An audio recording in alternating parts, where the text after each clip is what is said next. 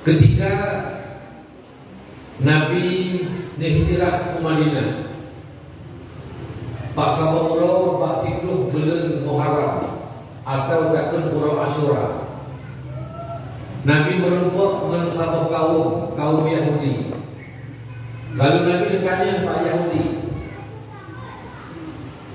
"Ma fa'altum fi hadzal yawm?" Apa yang kau lakukan pada hari ini?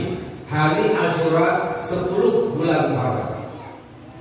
Maka mereka menjawab, "Nasumu fi hadzal yawm." Kami berpuasa pada hari ini ya Muhammad. Kamu ronyo berpuasa. Nabi ditanya, "Lima salib?" Paken tak puasa dia wakah ronyo. Mereka pun menjawab, "Karena Allah Subhanahu wa taala telah memberikan nikmat kepada kami Bani Israel, bahwa Ba'ura Sikluh Muharramnya Allah memberi kemenangan kepada Nabi Musa alaihissalam, dan juga Allah melaknatkan, membinasakan Fir'aun alaihi laknatullah. Ba'ura Sikluh Muharram, kemenangan kepada Nabi Musa, dan dibinasakan Fir'aun, raja yang zalim, yang mendakwa dirinya sebagai Tuhan, yang banyak sekali dibunuh orang-orang Bani Israel ketika itu. Tunggu sekalian. Jadi ulun Bani Israel bersyukuri nikmat mencara berpuasa karena uronya kemenangan kepada Nabi Musa, dan hari dibinasakan ulun yang cukup zalim, yaitu Raja Fir'aun. Ya, maka kitanya pun Puro Asyuranya tak puasa. Syariat kitanya Puro Asyura tidak diserahkan berpuasa. Allah Puro Sikulun takut dengan Tasma dan Puro Siplu takut dengan Asyura. Dari Sikulun dan Siplu.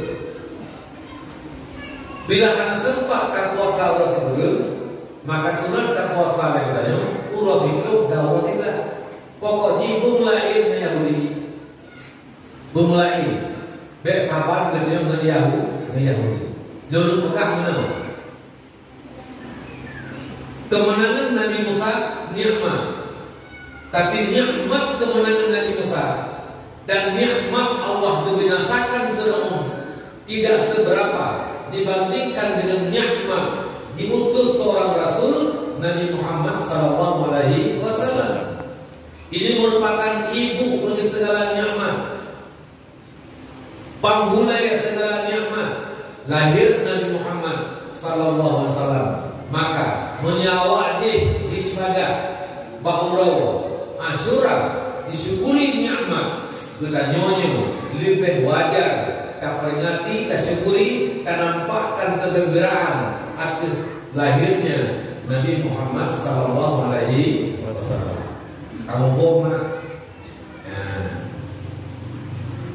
Silakan orang-orang lain yang berkata bahwa ini bid'ah, bah dipegah itu kan dimulainya bid'ah, bah dikut ditanya urut pukul bid'ah. Orang yang melakukan dosa besar bahkan dianggap betulnya sahabat Nasrani, karena orang Nasrani memperingati hari Natal. Urut yang dianggap urut lahir Nabi Isa, kedannya tak peringati 12 Rabiul Awal, urut lahir Nabi Muhammad, dipegah di awal. Lah di kampung dia, nyebut nama neraka, kullu bid'ah dalalah, kit bid'ah sesat, wa kullu dalalah finnar, dan setiap yang sesat dalam neraka. Nyebut malam ini yang beradib malam ini. Tak berai oleh Nabi takkan dibeli itu yang dipegah lewat itu kedaya atau neraka. Amin. Mendaki yang dibelah kedaya. Bapak sekalian yang dimuliakan Allah. Nyobo. Silakan mereka berkata apa yang mereka mau.